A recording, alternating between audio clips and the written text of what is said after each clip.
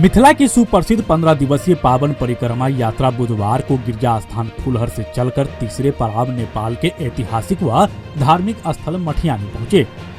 लक्ष्मी नारायण मठ के मान महंत व मटिहानी मेयर हरिप्रसाद मंडल के नेतृत्व में सीमावर्ती भारत नेपाल के हजारों नर नारियों ने मिथिला बिहारी और जानकी जी की डोली के संग चल रहे साधु संत एवं महंतों पर पुष्प वृष्टि कर भव्य स्वागत किया।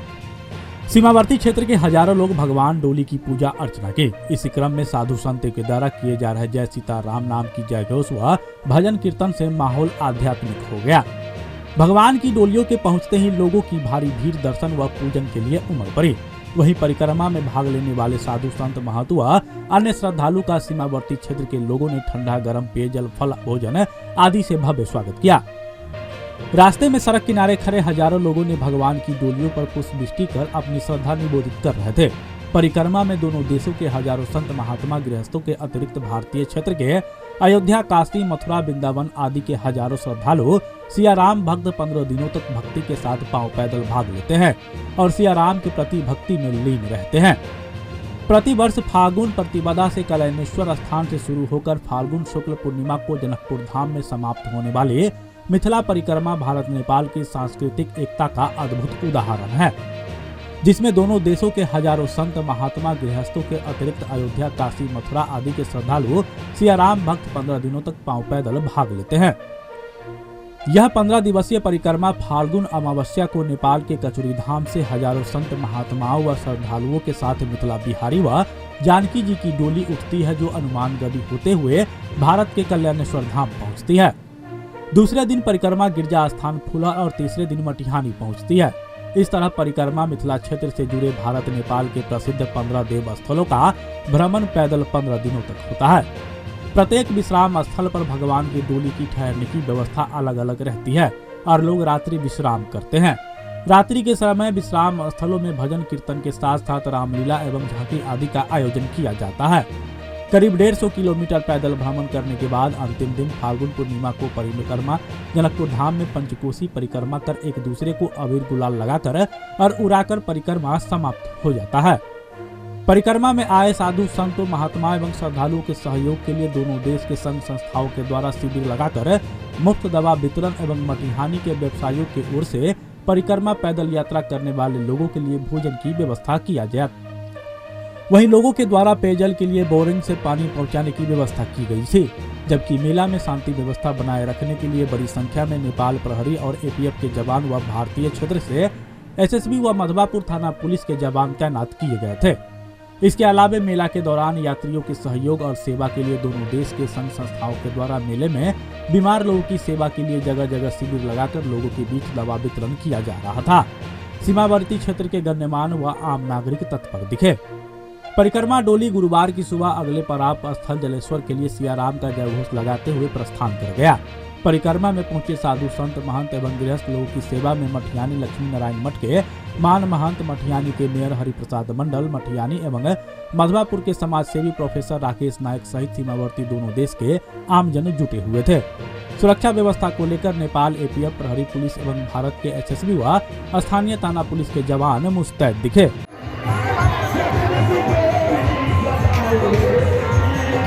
जी बाबा बताइए, जो मिथिला परिक्रमा है इसकी क्या खासियत है और लोग क्यों शामिल होते हैं इसमें? तो परिक्रमा का महत्व ये है, परिभ्रमण। जी, इस जिंदगी ये जीवन में अनेक जन्म होता है। जीव को 84 लाख योनि में भ्रमण करना पड़ता है जी। और कीट पतंग, हाथी, चींटी इत्यादि, और इस 84 लाख योनियों में से बचने के लिए ये परिक्रमा किया जाता है। ये 85 जो इस 84 को इसका परिक्रमा कर लें, उनको इस संसार के 84 लाख योनियों में नहीं भटकना पड़ेगा। इसीलिए यह परिक्रमा जो है, परिभ्रमण जो है, श्री धाम मिथिला का, यह किशोरी जी और श्री सीताराम जी सरकार के सफलता के लिए की जाती है। जिस तरह से यह भारत और नेपाल दोनों देश का मिलन भी कहा जा सकता है, दोनों देश के लोग इस यात्रा में शामिल होते हैं, तो सरकार के स्तर से कितना कुछ सहयोग होता है, कितनी कुछ व्यवस्थाएं की जाती है? सरकार के लिए तो कुछ सहयोग जरूर है, कुछ नहीं भी है। नहीं, जिस तरह से भारत भक्त लोग भी जिस तरह से भारत में परिक्रमा यात्रा गुजरती है, वहाँ कोई व्यवस्था नहीं होता है। खूब व्यवस्था होता है, नेपाल से ज़्यादा। जी, वहाँ पुलिस की व्यवस्था, सुरक्षा की व्यवस्था, दवा की व्यवस्था, भोजन साधन की व्यवस्था, साफ सफाई की व्यवस्था, और नेपाल में भी मिलता है हम लोगों को, जी। लेकिन वहाँ से कुछ कम मिलता है। इस न्यूज़ के माध्यम से संसार के लोगों को क्या मैसेज देना चाहेंगे? इस परिक्रमा से लोगों को यही मैसेज देते हैं कि हमारे सनातन धर्म सनातन है। सनातन का मतलब होता है इसका आदि और अंत नहीं है। जब से यह संसार का निर्माण हुआ तब से यह सनातन धर्म है और रहेगा। जब तक यह संसार रहेगा, ये दुनिया रहेगी, तब तक यह सनातन धर्म बरकरार रहेगा। हो सकता है अल्पसंख्यक हो जाए, लेकिन हमेशा बरकरार रहेगा। सनातन का नाश कभी ना हुआ है, न होगा।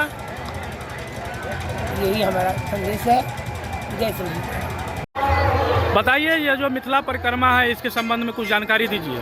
जी हाँ, बिल्कुल विक्रम जी, ये मिथिला परिक्रमा सनातन संस्कृति है, अर्थात जिसका न प्रारंभ हुआ था न अंत होगा। तो खास करके भगवान राम मर्यादा पुरुषोत्तम काल से ही इसकी मान्यता दी गई है, क्योंकि भगवान राम जब मिथिला को आए थे उस समय में उन्होंने कुल 15 दिनों तक इस क्षेत्र यानी कि जहाँ से परिक्रमा का उठाव होता है, खास करके कलना से, वहाँ से भगवान राम ने अपनी यात्रा को प्रारंभ किया था और 15 दिनों तक यह यात्रा चली थी, जो कि जनकपुर में होली से एक दिन पहले इसकी समापन होती है। तो खासकर बात विक्रम जी हमसे पूछ रहे हैं कि इसकी महत्ता के बारे में, तो मैं मधवापुर मटिहानी के विषय पर ये बताना चाहता हूँ, क्योंकि मैं यहाँ से संबंध रखता हूँ। तो यहाँ मधवापुर मटिहानी में समझिए यहाँ पर लाखों की भीड़ होती है।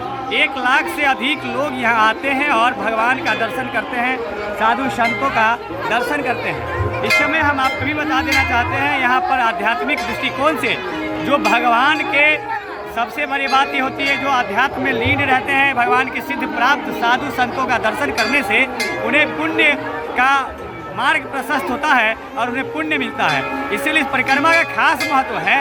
इसमें साधु संतों की परिक्रमा होती है। इसमें लोग 15 दिनों तक परिक्रमा करते हैं और नंगे पांव रहते हैं और दर्शनार्थी दर्शन के लिए मधवापुर मटिहानी में दर्शन करने के लिए इसके परिधि लगभग 6 किलोमीटर का परिधि के लोग दर्शन करने आते हैं। आप हमारे मधुबनी न्यूज को फेसबुक पे देख रहे हैं तो पेज को लाइक करें, यूट्यूब से देख रहे हैं तो हमारे चैनल को सब्सक्राइब करें और बेल आइकन को दबाना ना भूलें।